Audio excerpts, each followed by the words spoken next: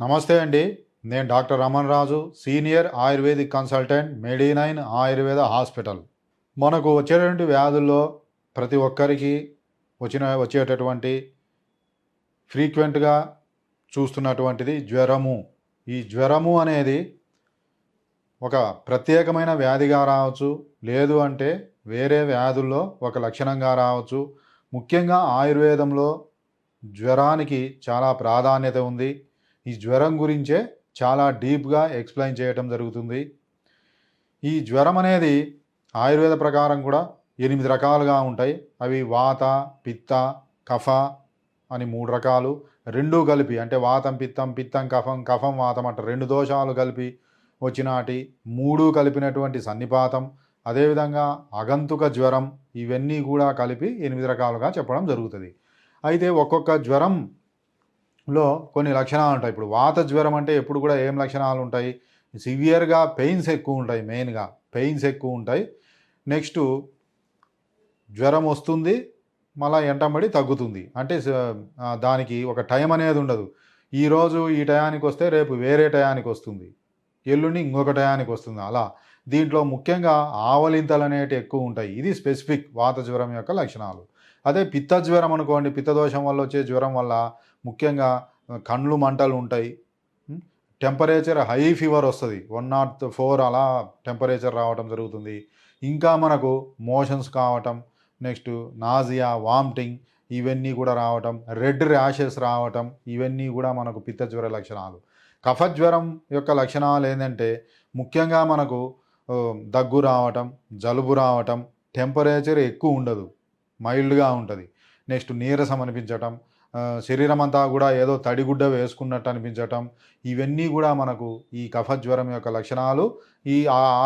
ఆ విధంగా కాకుండా రెండూ కలిపి కూడా వస్తాయి. వాత పిత్త లక్షణాలు, పిత్త కఫ లక్షణాలు, కఫవాత లక్షణాలు ఉండేవి కూడా మనం చూస్తుంటాం. మరి జనరల్గా ఇప్పుడు వర్షాకాలంలో మనకు ఈ మలేరియా కానీ, డెంగ్యూ కానీ, ఇవన్నీ కూడా మనకు ఎక్కువ వస్తుంటాయి. వీటిని విషజ్వరాలు అంటాం. ఎందుకంటే ఈ విషమ జ్వరం అంటాం ఆయుర్వేదంలో. ఈ విషమ జ్వరం కూడా 5 రకాలుగా చెప్పడం జరిగింది.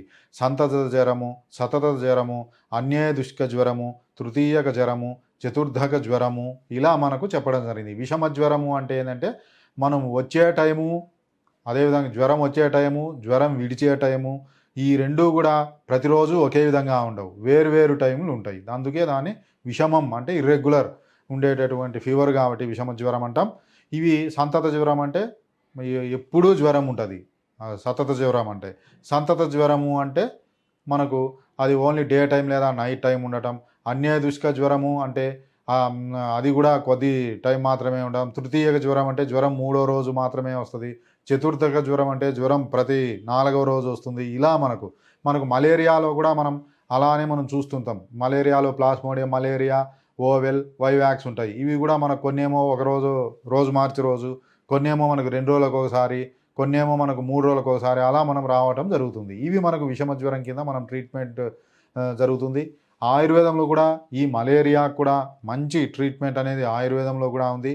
ఈ మలేరియా వల్ల మనకు ఒక్కొక్కసారి ఈ స్ప్లీన్ అనేది వాపు రావటం, జాండీస్ రావటం, నెక్స్ట్ అదేవిధంగా మెదడు కూడా సెరిబ్రల్ మలేరియా అనేది వచ్చే అవకాశం ఉంటుంది. దీంట్లో మనకు ముఖ్యంగా హై టెంపరేచర్లు రావటం, చలి పెట్టడం, వణుకు రావటం, మరలా మనం జ్వరం వదిలేటప్పుడు చెమట పోయటం, ఈ మలేరియా యొక్క మెయిన్ లక్షణం. ఈ మలేరియాతో కూడా చాలామంది చనిపోవటం జరుగుతుంది. ఈ కేసులు కూడా మన దగ్గర ఎక్కువ ఉన్నాయి. మరి ఈ మలేరియాను సమర్థవంతంగా ఎదుర్కొనడానికి కూడా ఆయుర్వేదంలో మంచి ట్రీట్మెంట్ ఉంటుంది. అందరికీ తెలిసినటువంటి గవర్నమెంట్ ఆయుష్ డిపార్ట్మెంట్ అప్రూవ్ చేసినటువంటి మనకు ఆయుష్ 64 అనే ట్యాబ్లెట్స్ అందరికీ తెలిసినట్టే. ఈ కోవిడ్ టైంలో కూడా ఎక్కువ ప్రాచుర్యం అనేది ఆయుష్ 64 ద్వారా మనకు కలిగింది. ఈ ఆయుష్ 64 ట్యాబ్లెట్లు 1 or 2 ట్యాబ్లెట్స్ ఉదయం నైట్ వేసుకుంటే కూడా ఈ అన్ని విషమ జ్వరాలకు, అంటే మనకు మలేరియా కాదు, డెంగ్యూ కాదు, వీటన్నిటిలో కూడా మనకు వైరల్ ఫీవర్స్లో అద్భుతంగా ఇవి పనిచేయటం జరుగుతుంది. నెక్స్ట్ వాటితో పాటు మనం తిప్పతీగ చూర్ణం, అదేవిధంగా నేలవేము చూర్ణం, ఈ 2 సమానంగా కలిపి ఉదయం సాయంత్రం తీసుకుంటే కూడా మనకు డెంగ్యూలో ప్లేట్లెట్స్ తగ్గినా, నెక్స్ట్ స్ప్లీన్, మలేరియాలో స్ప్లీన్ వాపు వచ్చినా, జాండీస్ వచ్చినా, వీటన్నిటికి కూడా మనకు అద్భుతంగా పనిచేయటం జరుగుతుంది. ఇంకా మనకు ఆయుర్వేద మందుల్లో గులుచ్యాది కషాయమని, భూనింబాది కషాయమని, మహాసుదర్శన గణవటి అని, నెక్స్ట్ మృత్యుంజయ రస్ అని, మహామృత్యుంజయ రస్ అని కొన్ని రకాల మందులు ఉంటాయి. ఇవన్నీ కూడా మనకు సెరిబ్రల్ మలేరియాలో కూడా అద్భుతంగా పనిచేయడం జరుగుతుంది. ముఖ్యంగా డెంగ్యూలో ప్లేట్లెట్స్ తగ్గటం, నెక్స్ట్ బ్లీడింగ్ కావటం, డెంగ్యూ షాక్లోకి వెళ్ళటం, ఇవన్నీ కూడా జరగకుండా, కాంప్లికేషన్స్ రాకుండా ఆయుర్వేదంలో మంచి ట్రీట్మెంట్ ఉంటుంది. ఇంకా మనకు ఇప్పుడు వచ్చేటువంటి కేసులు చికున్ గున్యా కేసులు, జాయింట్ పెయిన్స్ రావటం, జ్వరం రావటం, ర్యాషెస్ రావటం, ఇవన్నీ కూడా ఉన్నాయి. వీటిల్లో కూడా మనకు మృత్యుంజయ రస్ అని, నెక్స్ట్ ఆయు 64 అని, నెక్స్ట్ ఇంకా మనకు సంజీవని వటని, బిల్వాది గుళిక అని, ఇవన్నీ అద్భుతమైనటువంటి మెడిసిన్స్ ఉన్నాయి. ఇవి యాంటీవైరల్గా, యాంటీ బ్యాక్టీరియల్గా పనిచేసి, యాంటీ ఇన్ఫ్లమేటరీగా పనిచేసి, జాయింట్ పెయిన్స్తో పాటు, ర్యాషెస్తో పాటు ఈ ఫీవర్ తగ్గడానికి అద్భుతమైనటువంటి మందులు మన దగ్గర ఉన్నాయి. ఇంకా వీటిని పక్కన పెడితే క్రానిక్ ఫీవర్స్ కొన్ని ఉంటాయి. దాని పైరెక్సియా ఆఫ్ అన్నౌన్ ఆరిజిన్ అంటాం. ఎన్ని మందులు వాడినా, ఇంగ్లీష్ మెడిసిన్స్లో కూడా ఎన్ని టెస్టులు వాడినా తగ్గని జ్వరాలు ఉంటాయి. ఇవన్నీ కూడా జనరల్గా మనకు యూరిన్ ఇన్ఫెక్షన్ వల్ల కానీ, నెక్స్ట్ ఇంకా నెక్స్ట్ హెపాటిక్ లివర్ ఆబ్సెస్లో కానీ, లేదా అమీబిక్ ఆబ్సెస్లో కానీ, నెక్స్ట్ ఇంకా ఏదైనా సరే క్రానిక్ ఇన్ఫెక్షన్స్లో ఇవన్నీ కూడా మనకు దీర్ఘకాలికమైన జ్వరాలుండి ఎన్ని మందులు వాడినా ఉండవు. వాటినే మనం ఆయుర్వేదంలో పురాణ జ్వరము లేదా జీర్ణ జ్వరం అంటాం. వీటిల్లో కూడా ఆయుర్వేదంలో మంచి ట్రీట్మెంట్ ఉంటుంది.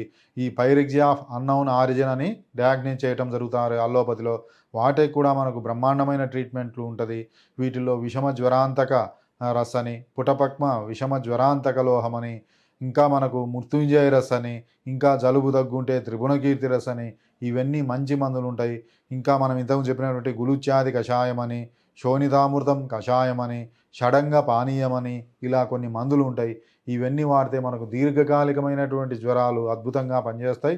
ఇవన్నీ కూడా మన మెడి9 ఆయుర్వేద హాస్పిటల్లో లభ్యమవుతున్నాయి. అక్యూట్ ఫీవర్స్తో పాటు క్రానిక్ ఫీవర్స్ కూడా మంచి ట్రీట్మెంట్ ఉంటుంది.